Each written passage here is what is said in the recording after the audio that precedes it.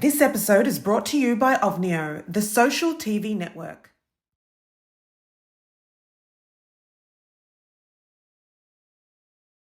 The Honourable Dr. Elias Munshya, Mulishani Mwaise Nipo Mukwai. Thank you. I am Kwai, Natotera San. I'm very excited and happy to be here with you. Welcome to the back cover. How are you? I'm doing good. Wonderful to see you. And you, of course, are Zambia's High Commissioner to Australia. We are so grateful to have you here. Thank you. It's very humbling and it's a very, very huge privilege for me to serve as Zambia's High Commissioner here. Absolutely, and you do great work, which we love, so thank you very much. There's a lot to get through, but I wanted to start with the climate crisis in Zambia. Zambia is currently facing its worst ever drought, which is affecting food security, water supply and energy. How is the government responding to address some of the immediate challenges, and what are some long-term strategies that the government is considering to build resilience and mitigate future risks? Yeah, thank you. Yes, indeed. I'm very happy to join you on this broadcast today. As you have mentioned, our world, in fact, it's not just restricted to Zambia, but our world is facing a huge climate issue. And so we are hoping that we are all going to pull together as one world to ensure that we mitigate the impact of climate change. And I know that various governments have committed to reducing emissions and ensuring that we at least have all these targets that we have to ensure that we make our world a sustainable place. For a poorer country like Zambia, it's definitely being hit very hard. And yes, we are facing a very, very big drought in our country, affecting energy, affecting food security. And you know, once you deal with water, food security and energy security, that extends to just about everything to do with security for us as a people. And so our government has responded. First of all, the President of the Republic did declare a national disaster and emergency, and that is in order for us to pull together and ensure that we respond. And how is our response? First of all, there is an intergovernmental ministerial committee in place that is looking at how we are going to, at least in the very short term, provide food and ensure that our people do not starve. Right now, some of our partners from around the world have started responding, and they have started to pledge some foodstuffs that might, in the short term, help our people. In the long term, we are looking at sustainable agriculture, and that is to ensure that we at least are able to produce food in a way that is responsive to climate change. That means implementing good agricultural technology, irrigation, and just ensuring that we practice sustainable practices that are going to help us in our region. Zambia is right in the middle of Southern Africa, surrounded by at least 8 countries, and so our place right in the middle is that we can be a conduit for peace, not only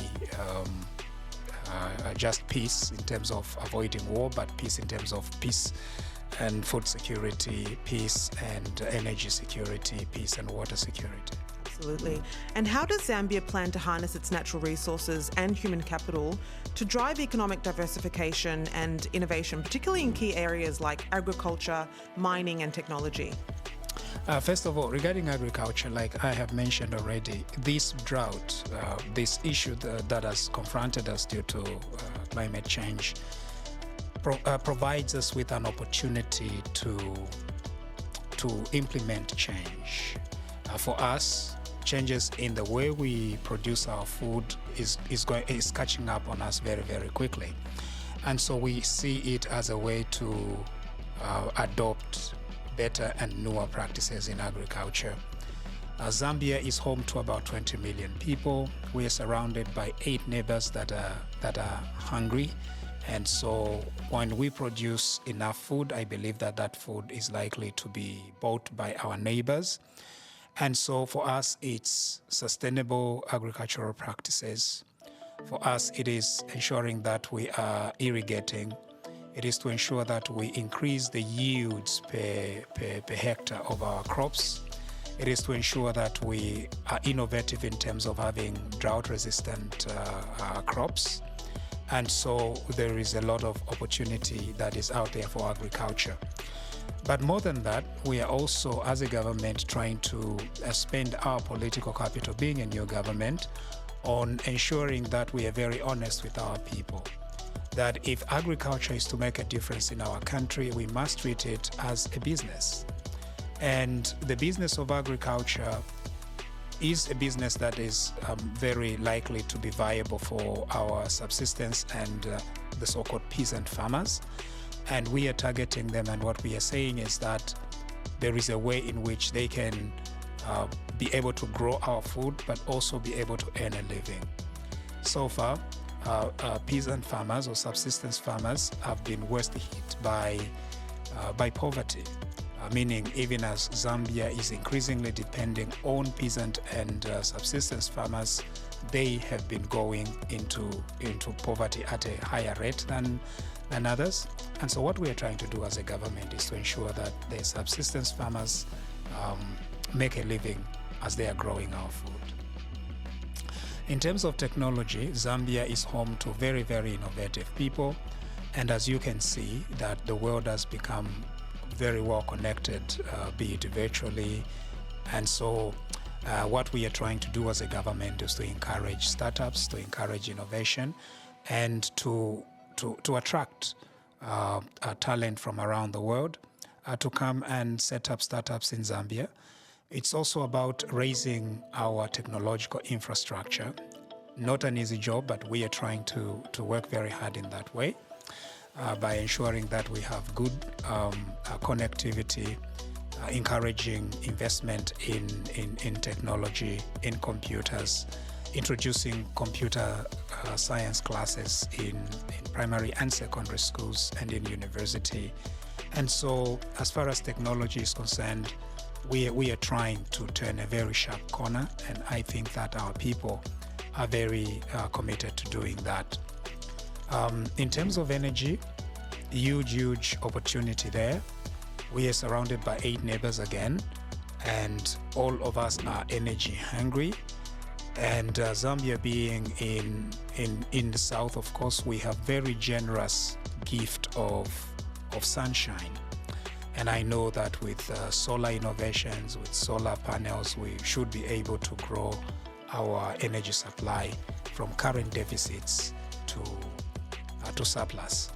But of course, all these projects require investment of human resources and investment of capital. And in order for us to attract this kind of investment, we have come up with very, very generous mechanisms for investors to ensure that investors are able to make a little bit of money out of their investment in a way that is a win-win situation for the locals as well as for the investor. And so for those that are going to bet on Zambia, invest in Zambia, we can assure them that Zambia is ready for business. It is ready to listen. It is ready to speak with all those prospective investors to see that we create a partnership that is going to be a win-win for both Zambians and investors. Absolutely. I want to move on to bilateral and multilateral relations. How would you describe the current state of bilateral and multilateral relations between Australia and Zambia and the broader Pacific region? And are there any recent developments aimed at strengthening these ties? Yes, indeed. And thank you very much for bringing me back to the core issue of what we do here in Australia, and that is to strengthen bilateral relations. Bilateral relations are this concept that nations are indeed belong to one family, to one big family. And so it is, of course, expected that in each other's capitals, we are going to have representatives that are going to be here and represent the head of state of our government. In this case, I represent the president in the capital in Canberra, and that is to show that we are friends. We are friends with Australia. But beyond just the fact that we are friends in terms of government to government, we are also encouraging people-to-people interactions. Ordinary Australians being friends with Zambians. From people-to-people relationships, we are also looking at business-to-business relationships. That is that Australian companies can come and look at Zambia, and also Zambian companies can come and look at the opportunities that lay here in Australia. With this is there is an issue that is connected to that, and that is the diaspora. That is Zambians who are here in Australia. They've settled here, they live here, they know Australia very well, and we regard them as a very key component of our strategy to reach out to Australia. The Pacific region is a good region of interest, and that's why from Canberra, I am also assigned to be the Zambia's ambassador to the Pacific at large. Of course, for the specific nations, we still have a few more processes to go through in order for me to present my letters of credence to these Pacific Island nations. Nevertheless, we have presented in New Zealand and here in Australia, and we believe that in the next few years, if not months, we should be able to reach as many Pacific islands as possible. They are our friends, they are Zambia's friends, their concerns are our concerns as well. Most of the Pacific Island nations are concerned about climate change and the impact that it has on the survival of these nations. Some of them are not as huge in terms of size or the population, but they are nations nevertheless, and Zambia stands together with them to support them, and we regard them as family. Absolutely. Switching gears a little bit, this year marks the centenary of Zambia's founding father, Kenneth Kaunda. How significant is this milestone in Zambia's history, and what impact do you believe it will have on national identity and legacy, both domestically and internationally? Kenneth Kaunda is one of those huge figures, not only in Zambia but in Africa as well. Born in 1924, this year he would have turned 100 years old. Sadly, he passed away in 2021. But what we want to tell our friends here in Australia, as well as around the world, is that this is the year of Kenneth Kaunda. Let us think and reflect on what he did for our country, leading it to independence. Let us think about the peace that he pronounced and proposed and lived. The peace that led to the independence of several of our neighbors, Mozambique, Angola, Zimbabwe, Namibia, and of course, our other neighbor, South Africa. That is the kind of peace ideology we want to promote during this year.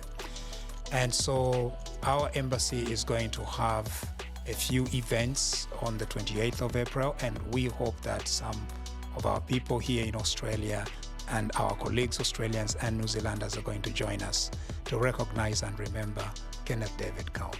Absolutely. And on that note, Zambia will celebrate, as you've just touched on, 60 years of independence from Britain. Could you share any plans or initiatives that Zambia has to commemorate, particularly here in Australia?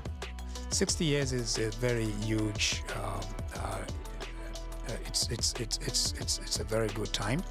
And so what we are looking to do is, first of all, to celebrate with our friends, with Australians, New Zealanders, with Zambians here. We want to invite you to come over to Canberra and let us celebrate together. And so we're looking forward to receiving you in Canberra. Nevertheless, we are also going to celebrate with various Zambian associations around Australia. So expect a team from our High Commission to come and be with you, dance with you, and just celebrate the 60 years. Beyond just a celebration, our government, the government of President Hakainde Hichilema, is trying to insist on the fact that celebrations are not just the end in themselves. They are there to help us realize that with hard work, Zambia is likely to grow its economy, to grow its influence, and to grow its impact. Absolutely. Before you go, I wanted to ask you about tourism, because I recently travelled to the motherland and I was just so impressed with how, just the scenic beauty, the natural wonders. It's truly a magical place. Having said that, I'm not sure it gets enough tourism or enough promotion abroad. Are there any initiatives or any plans in place to attract more travellers to Zambia? Yes, indeed. As you have mentioned, Zambia is looking at least growing its tourism from the current numbers, which are about 500,000, 700,000 visitors a year, to 1.5 million. And we are likely to hit that number this year. And so, and then in addition to the numbers, we are also looking at increasing the nights that they visit in Zambia from the current 2 to 3 nights to at least 4 to 5 nights. Zambia is a country endowed with natural beauty. We are home to the Victoria Falls. Of course, when you mention the Victoria Falls, there is always this issue of who actually owns much more of the Victoria Falls between Zambia and our friends to the south, Zimbabwe. But of course, what we are trying to do is to attract as many visitors to Zambia as possible.